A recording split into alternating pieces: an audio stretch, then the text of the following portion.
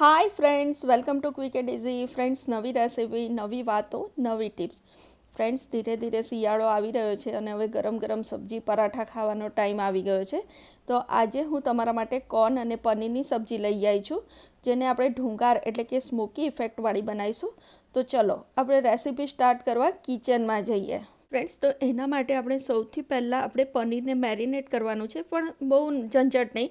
ખાલી 1 ચમચી તેલમાં અડધી ચમચી કાશ્મીરી લાલ મરચું, અડધી ચમચી કસૂરી મેથી અને અડધી ચમચી કિચન કિંગ મસાલો હલાવી અને એ જે પનીર જે છે આ 100 ગ્રામ, બસ એના પીસીસને આવી રીતે અંદર કોટ કરી દેવાનું છે, એટલે તમને માઇલ્ડ ટેસ્ટ ના લાગે, થોડું પનીર એકદમ ટેસ્ટી લાગે. હવે એને સાઈડ ઉપર રાખી દો. ફ્રેન્ડ્સ, હવે આ સબ્જી આપણે બટરમાં નહીં પણ ઘીમાં બનાવવાના છે, તો એના માટે 1 ટેબલસ્પૂન ઘી અને 1 સ્પૂન ઓઇલ લીધું છે.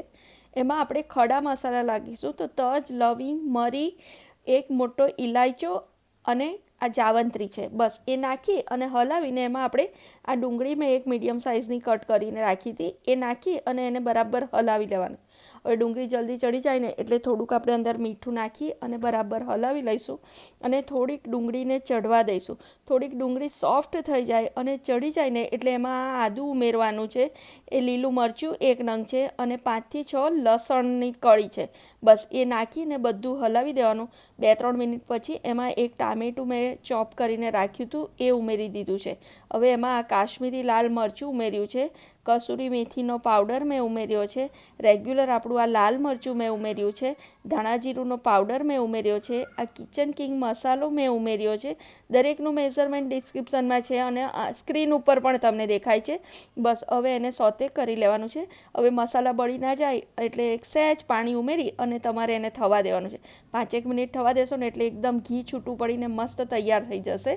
હવે એને તમારે પેસ્ટ બનાવી લેવાની છે, એટલે કે ગ્રાઇન્ડ કરી અને ગાળી લેવાનું છે, એટલે એકદમ મખની મસ્ત ગ્રેવી રેડી થઈ જશે. ફ્રેન્ડ્સ, તો હવે ગાળીને આ ગ્રેવીને સાઈડ ઉપર રાખી દઈએ આપણે.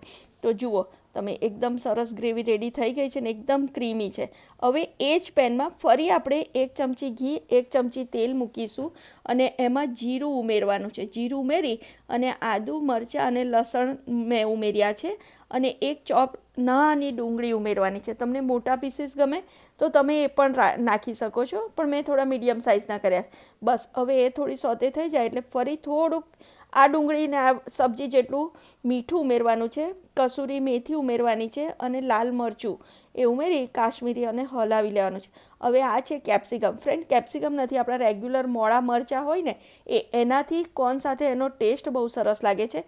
હવે આ ધાણા જીરું પાવડર, ગરમ મસાલો નાખી અને તમારે એને હલાવી લેવાનું છે અને એ થઈ જાય એટલે એમાં પણ સહેજ પાણી રેડવાનું, એટલે મસાલા બળી ના જાય, અને કોર્ન નાખી અને તમારે બરાબર સોતે કરી લેવાનું. બરાબર હલાવીને મસાલા સાથે મિક્સ કરી અને હવે એમાં આપણે આ ગ્રેવી એડ કરી દેવાની છે. ફ્રેન્ડ્સ, આ ગ્રેવી એટલી મખની ક્રીમી સરસ રેડી થાય છે, તો તમારે એ એડ કરી અને સહેજ 1 ચમચી જેટલું પાણી રેડી અને એને થવા દેવાની છે. લગભગ 5-1 મિનિટ સુધી સીમર કરવાનું છે. જો એકદમ સરસ રેડી થઈ ગયું, હવે એમાં આપણું આ જે મસાલા પનીર હતું ને એ પનીર તમારે એડ કરી અને બરાબર હલાવી અને હવે આપણે ઢુંગાર આપીશું. તો મેં કોલસો તો તરત ગરમ મૂકી દીધો હતો, એટલે રેડી જ છે. હવે એની ઉપર 1 ચમચી ઘી મૂકી અને ઢાંકી અને એને 10 મિનિટ રહેવા દઈશું, એટલે એકદમ શાક મસ્ત સ્મોકી ઇફેક્ટનું રેડી થઈ જશે. હવે જુઓ 10 મિનિટ થઈ ગઈ. હવે કોલસો કાઢી લેવાનો છે અને શાકને હલાવી લેવાનું છે. જો તમને આવું શાક ફાવે તો ઠીક છે, નહીં તો તમારે 1-2 ચમચી વધારે પાણી રેડવાનું, પણ આ કમ્પ્લીટ કન્સિસ્ટન્સી છે.